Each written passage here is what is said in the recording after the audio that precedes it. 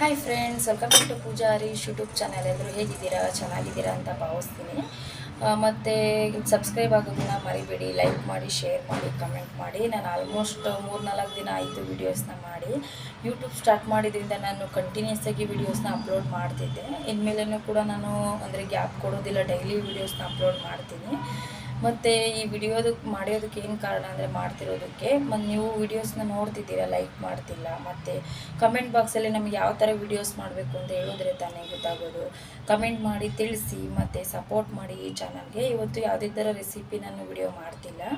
Just ಬೆಳಿಗ್ಗೆಯಿಂದ ಏನು ಅಂದರೆ ಕೆಲಸ ಮಾಡಿದ್ದೀನಿ ಅಷ್ಟನ್ನು ಮಾತ್ರ ನಿಮ್ಮ ಜೊತೆ ಹಂಚ್ಕೋತಿದ್ದೀನಿ ವೀಡಿಯೋಸ್ ಮಾಡಿ.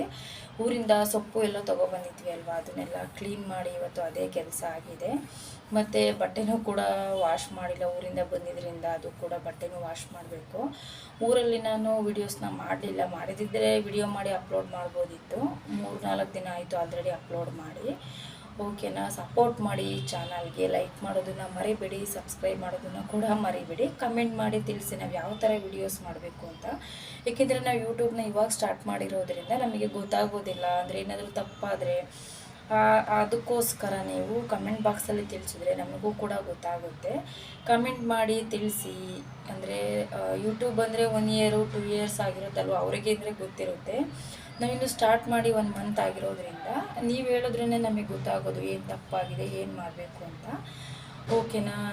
ಕೊನೆವರೆಗೂ ವಿಡಿಯೋ ನೋಡಿ, ಸ್ಕಿಪ್ ಮಾಡಿಬಿಡಿ. ಬೆಳಗ್ಗೆ ಬೇಗನೆ ಎದ್ದು ಗಿಡಗಳಿಗೆಲ್ಲ ನೀರು ಹಾಕಿ, ಸಲ ಊರಿಗೆ ಹೋಗ್ಬೇಕಾದ್ರೆ ಆಂಟಿಗೆ ಹೇಳೋಗಿದ್ದೆ, ಅದಕ್ಕೋಸ್ಕರ ನೀರು ಹಾಕಿದ್ರು ಒಂದು ಗಿಡನೂ ಕೂಡ ಒಣಗಿರಲಿಲ್ಲ.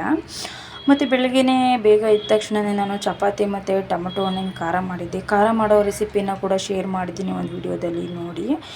ಮತ್ತು ನಾನಿಲ್ಲಿ ಮೊಟ್ಟೆ ತಿಂಡಿನೆಲ್ಲ ತಿಂದಾಯಿತು. ಮೊಟ್ಟೆನೂ ಕೂಡ ತಂದಿದ್ದರು, ಅದನ್ನು ಕೂಡ ನೀಟಾಗಿ ತೊಳೆದು ತೆಗೆದಿಡ್ಕೋತಿದ್ದೆ.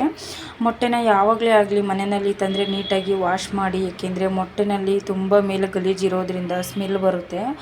ಅದಕ್ಕೋಸ್ಕರ ಹಾಗೇ ಇಡಬೇಡಿ, ನೀಟಾಗಿ ವಾಶ್ ಮಾಡಿ ಬಟ್ಟೆನಲ್ಲಿ ಹಿಂಗಿಸಿ ತೆಗೆದಿಟ್ಕೊಂಡ್ರೆ ಸ್ಮೆಲ್ ಏನು ಬರೋದಿಲ್ಲ, ಚೆನ್ನಾಗಿರುತ್ತೆ. ಮತ್ತು ಊರಿಂದ ಹಣ್ಣು ತೊಗೊಬಂದಿದ್ವಿ. ಊರಿಗೆ ಹೋದರೆ ಸೊಪ್ಪು ಮತ್ತು ತರಕಾರಿ ತೊಗೊಬರೋದೇ ಆಗುತ್ತೆ ಹೋದಾಗೆಲ್ಲ. ಈ ಸಲ ಹಣ್ಣಿತ್ತು, ಕಲ್ಲಂಗಡಿ ಹಣ್ಣು, ಅದನ್ನು ಕೂಡ ತೊಗೊಬಂದಿದ್ವಿ. ತುಂಬ ಸ್ವೀಟ್ ಇತ್ತು, ಚೆನ್ನಾಗಿತ್ತು. ತಿಂಡಿ ಎಲ್ಲ ತಿಂದಾದ್ಮೇಲೆ ಹಣ್ಣು ಕೂಡ ತಿಂದು ಫ್ರಿಜ್ಜು ಕೊಳೆಯಾಗಿತ್ತು, ಕ್ಲೀನ್ ಮಾಡ್ಕೋಬೇಕಿತ್ತು. ಫ್ರಿಜ್ ಬಾಕ್ಸಸ್ ಕೂಡ ನೀಟಾಗಿ ವಾಶ್ ಮಾಡಿ ಇಟ್ಟಿದ್ದೆ. ಸೊಪ್ಪು ಸೋಸಿ ನೆಕ್ಸ್ಟು ಫ್ರಿಡ್ಜ್ನ ಕ್ಲೀನ್ ಮಾಡಬೇಕು ಅಂತ ಅದಕ್ಕೋಸ್ಕರ ಎಲ್ಲ ಸೊಪ್ಪನ್ನು ಕೂಡ ಸೋಸಿ ಇಟ್ಕೋತಿದ್ದೆ. ಊರಿಗೆ ಹೋದರೆ ಏನಾದರೂ ಆಗಲಿ ತರಕಾರಿ ಸೊಪ್ಪು ತೊಗೊಬರ್ತಾನೆ ಇರ್ತೀವಿ.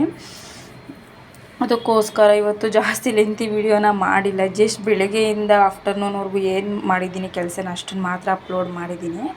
ಓಕೆನಾ? ನಾನು ಇನ್ನು ಗ್ಯಾಪ್ ಕೊಡ್ದೇನೆ ಡೈಲಿ ವೀಡಿಯೋನ ಅಪ್ಲೋಡ್ ಮಾಡ್ತೀನಿ. ಕೊನೆವರೆಗೂ ವೀಡಿಯೋ ನೋಡೋದಕ್ಕೆ thank you so much friends.